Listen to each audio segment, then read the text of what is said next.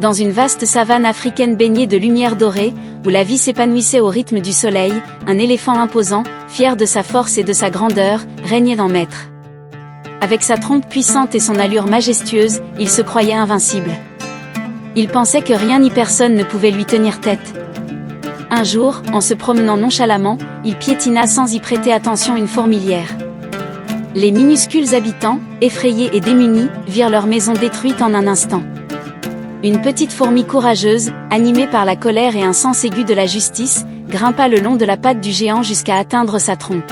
« Grand éléphant !» cria-t-elle. « Sais-tu ce que tu viens de faire ?»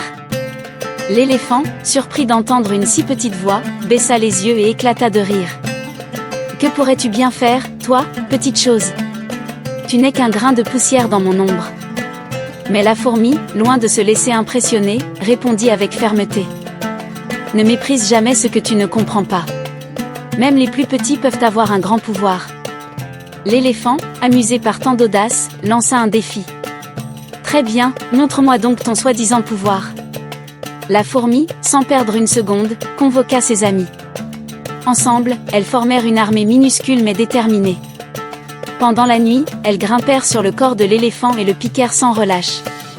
L'éléphant se débattait, secouant sa trompe, ses oreilles, et courant dans tous les sens, mais il ne pouvait échapper à cette attaque coordonnée.